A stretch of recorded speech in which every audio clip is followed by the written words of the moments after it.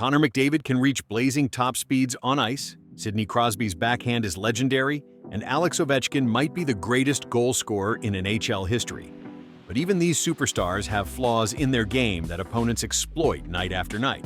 Today, we're breaking down every active NHL superstar's weakness and how they've tried to overcome it, or how opponents continue to target it. The mythology around today's NHL stars often makes them seem invincible. Highlight reels showcase their brilliance while conveniently omitting their struggles.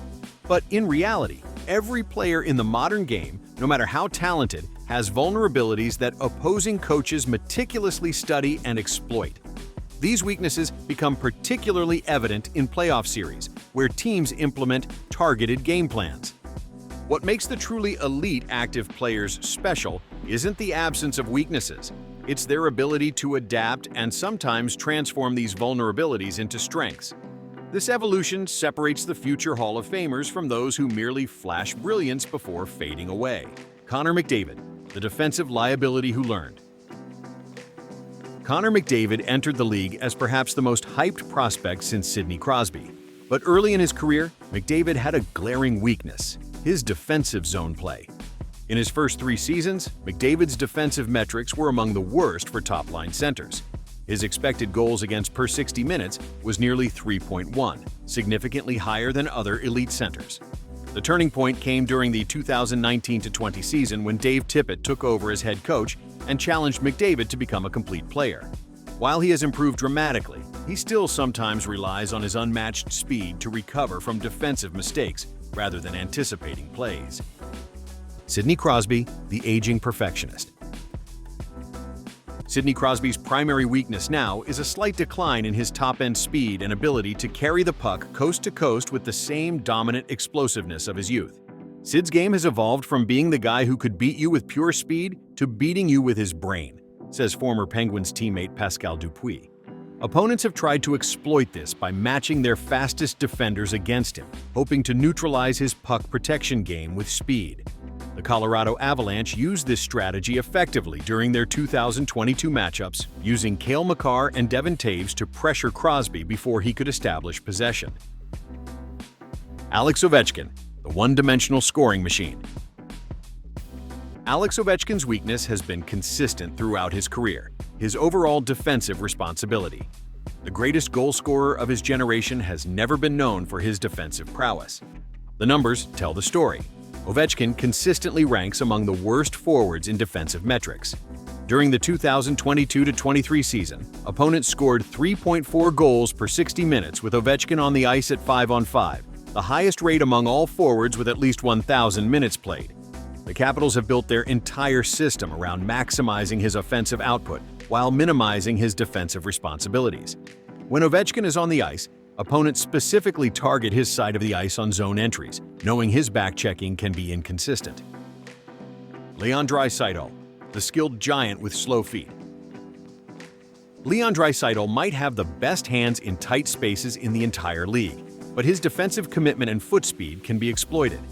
In the defensive zone, that split-second delay can be the difference between cutting off a passing lane and giving up a grade-A scoring chance.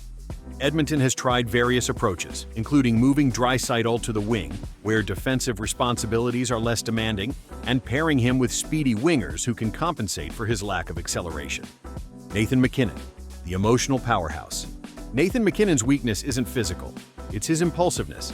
His explosive speed and shot make him nearly unstoppable, but MacKinnon can be his own worst enemy when he tries to do too much. This impulsiveness leads to turnovers in critical moments. During the 2021-22 regular season, MacKinnon committed 78 turnovers in the offensive zone, among the highest for elite centers, often leading to odd-man rushes the other way. During Colorado's 2022 Stanley Cup run, coach Jared Bednar specifically worked with MacKinnon on channeling his intensity more effectively, resulting in more disciplined play during their championship run. Auston Matthews, the playoff enigma. Matthews has dramatically improved his defensive play, winning a Selke Trophy for his two-way excellence. His weakness isn't on the ice during the regular season. It's his inconsistent playoff performance. The statistics show a clear pattern. Matthews' goal-scoring rate drops significantly in the playoffs compared to his regular season production. While some decline is expected against tougher competition, this reduction is steeper than other elite scorers experience. The pressure of playing in Toronto magnifies this narrative, creating a psychological hurdle that Matthews continues to battle. Nikita Kucherov, the defensive liability. Kucherov's weakness is his lack of defensive responsibility.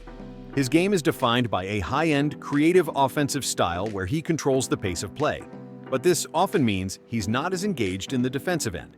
During Tampa Bay's Stanley Cup runs, they often sheltered Kucherov with defensive-minded line mates and favorable zone starts. Despite these defensive shortcomings, Kucherov's offensive brilliance makes him one of the most dangerous players in the league. Alexander Barkov, the reluctant shooter. Barkov is arguably the best two-way forward in the league, so his on-ice weaknesses are very few. A minor critique is his pass-first mentality. Barkov sees the ice so well that he's always looking to set up his teammates, explains Florida Panthers broadcaster Randy Mahler. But there are times when the best play is for him to shoot the puck.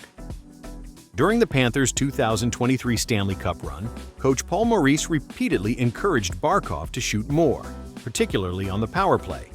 When your biggest weakness is being too unselfish, you're doing something right. Matthew Tkachuk, the penalty magnet.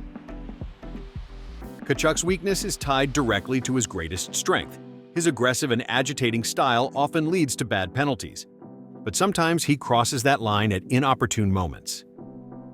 During the 2023 playoffs, Tkachuk took several retaliatory penalties that put Florida in difficult situations.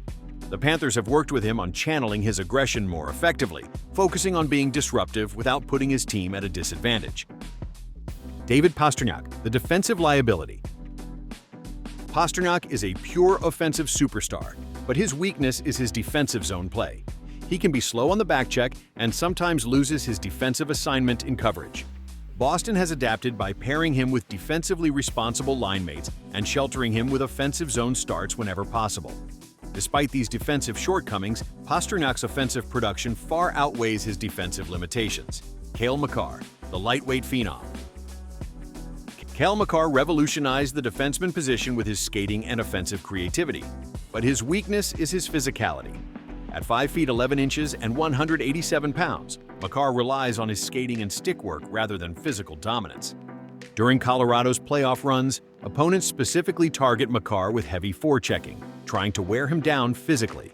The Vegas Golden Knights employed this strategy effectively during their 2023 playoff series, repeatedly dumping pucks into Makar's corner and sending their biggest forwards to punish him physically. The Avalanche counter this by pairing him with more physical partners who can handle the punishing board work.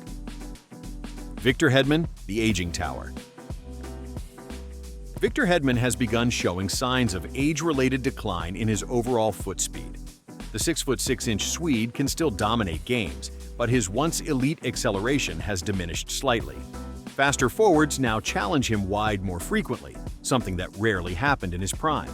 During Tampa Bay's 2023-24 season, tracking data showed that opponents attempted to beat Hedman wide on zone entries 38% more often than during the 2019-20 season. Tampa Bay has adjusted by giving Hedman more defensive zone starts with their checking lines and modifying their defensive zone coverage to provide more support when he faces speedy wingers. Roman Josi, the rover with risks. Roman Josi exemplifies the modern offensive defenseman, but his weakness is his defensive consistency. His tendency to join the rush creates odd-man opportunities for opponents when plays break down. Nashville's entire defensive system is built around compensating for Josi's roving style, with forwards often rotating back to cover his position. When this system breaks down, Josi's defensive zone coverage can be exposed. Quinn Hughes, the undersized defender. Hughes' weakness is his physicality and size. He is an offensive dynamo, but his smaller frame can be a liability when defending against bigger, more physical forwards.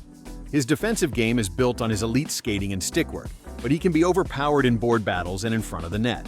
Vancouver has adapted by pairing Hughes with more physically imposing partners who can handle the heavy lifting in the defensive zone.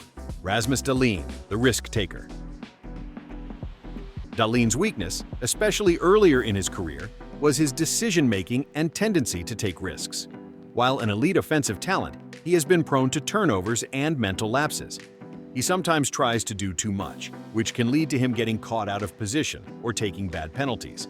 As he's matured, these mental lapses have become less frequent, and Dahlin has begun to find the right balance between creativity and responsibility. Andrei Vasilevsky, the blocker side target. Andrei Vasilevsky might be the most complete goaltender in hockey, but scouting reports consistently identify his high blocker side as a potential weakness, particularly on shots through traffic. During Tampa Bay's playoff runs, opponents specifically targeted this area on power plays. The Colorado Avalanche exploited this vulnerability during the 2022 Stanley Cup Final, scoring several key goals high on Vasilevsky's blocker side. The Lightning have adapted their defensive strategy to limit high blocker side shots, particularly focusing on clearing traffic from that side of the ice.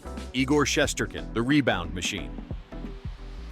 Shesterkin's aggressive positioning makes him one of the most spectacular goaltenders to watch, but it occasionally leads to rebound control issues. His tendency to challenge shooters aggressively sometimes results in rebounds kicked into dangerous areas. The Rangers have adapted by emphasizing box-out techniques with their defensemen, ensuring they clear the dangerous areas where Shesterkin might leave rebounds. This defensive focus has helped minimize the impact of his occasional rebound control issues. Connor Hellebuyck, the lateral movement challenge. Hellebuyck's main critique has been his performance against lateral plays and his footwork. He can be susceptible to cross-ice passes and one-timers, with his movement sometimes a split second too slow when reacting to quick lateral puck movement. Winnipeg has adjusted their defensive structure to limit cross-ice passes, particularly on the penalty kill, where Hellebuyck is most vulnerable to these lateral plays. Ilya Sorokin, the durability question. Sorokin's weakness is his durability. His athletic and demanding style of play can sometimes lead to injuries, making managing his workload over a long season critical. The Islanders have been careful to manage Sorokin's starts, particularly in back-to-back situations. They've invested in a quality backup goaltender to ensure Sorokin doesn't face an excessive workload that might exacerbate his durability concerns. Juuse Saros, the size disadvantage. Saros' most glaring weakness is his physical size. As a smaller goaltender at 5 feet 11 inches, he must rely on his exceptional athleticism, quickness, and technique to be successful. He can be vulnerable to shots from distance or those that get over his shoulder. Nashville has adapted their defensive system to limit high shots and force play to the outside, where Saros' quickness and positioning can neutralize his size disadvantage. Every NHL superstar has weaknesses, aspects of their game that don't match the brilliance of their strengths. But understanding these weaknesses gives us a deeper appreciation for their greatness. It reminds us that even the best players in the world are constantly evolving, constantly improving. The next time you watch McDavid fly down the ice or Ovechkin unleash a one-timer, remember that somewhere in their game lurks a weakness they're working to overcome. That human element, the struggle for perfection in an imperfect sport, is what makes hockey so compelling. What NHL's superstar's weakness surprised you the most? And which modern stars did I miss that you'd like to see analyzed in a future video? Let me know in the comments which active players deserve a breakdown of their game's hidden flaws. Don't forget to subscribe for more NHL analysis and breakdowns.